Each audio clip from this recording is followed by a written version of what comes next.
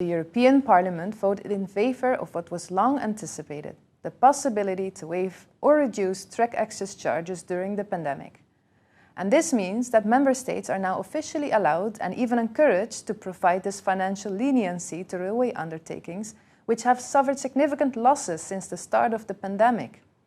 The news is a big deal for the rail freight industry, and we are talking about it to Conor Feighan from the European Rail Freight Association. Conor, welcome. Good afternoon, thanks for having me. Thank you very much. Can you maybe explain why this is so important for rail freight? Yes, of course. Since the onset of the pandemic, the rail freight industry, like any other industry in society, has been impacted. Volumes have decreased around 30%. So there is struggles for companies, particularly of a small and medium size. At the same time, what we've seen in Europe for the past 2 decades is a move towards opening up the markets and liberalization. So there is a systematic risk here that without assistance from the states, that some of these railway undertakings may not survive the pandemic. So what we've been looking to achieve is a mechanism whereby states can support the industry in a fair, transparent and non-discriminatory manner. So regardless of the size of an undertaking, actions such as a waiving of charges assist all undertakings equally. So for us, this is crucial, and we have to applaud the decision of the European Parliament yesterday to not just grant member states this, but as you have said, encourage member states to take such actions. Yeah, and you said fair and non-discriminatory, and that is, you're hitting the spot actually, because I know that, for example, UIRR, which was also heavily involved in this, thinks that it should also be operators that can benefit from this. And now it's only for railway undertakings. So what do you think of this? Of course, we are happy for the entire industry to be supported. It's important that the entire industry comes out of this in a good manner. So we're not just talking about particular segments. The reason I believe the institutions have gone with the proposal on the table is that this is somewhere where action could be taken quite fast in a swift manner. So again, I think how we can assist the sector further and assist other, let's say, parts of the supply chain, we're totally supportive, open to ideas. So this isn't the end of a process. This is a beginning of a process in how the industry can be supported during the crisis. I think we also need to remember that we don't understand how long this will go on for. So I think we need to be looking at what additional support measures can be looked at when and where necessary. And yes, operators are one area we could be looking. Yeah, but if you're saying that this is the first step, which other steps do you expect to be taken?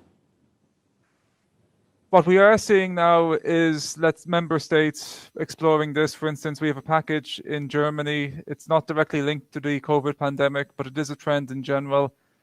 So we feel that there will be more packages coming forward at the national level. For instance, we're seeing, let's say, waiving of cancellation charges. We're seeing more financing being put into projects such as digitalization, digital automatic coupling. So when I say this is the beginning of a process, it's not just directly related to the COVID pandemic, it's part of a bigger discussion. Yeah.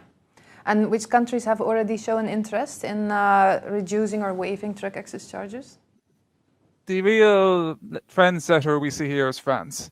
France has already announced that will look to waive track access charges for all of 2020 and reduce by 50% for 2021. So we are starting to see some member states move now. I think we also have to recognize a lot of member states were waiting until this legal act was passed. But we are aware that there is discussions happening. Those discussions are also happening in countries like Belgium, Italy. But now it's also our responsibility to make sure those discussions happen. Yeah. Yeah. So basically, with this announcement, it means that France is going ahead with it? Yes. So from now on, we can expect a waiver of track access charges for the rest of the year in France? That's what we're expecting anyway. The French state is yet to put the law on the table, but this is the signals that the French state is officially putting out. Yeah. And you said, so it's your role to also talk to other national governments. How do you do that? Is there a lot of convincing needed? Does it work in the same way as you convinced Brussels? Of course, it's a different discussion at national level because we need to understand that it's not just a case of waiving the track access charges. That infrastructure still needs to be paid for and supported.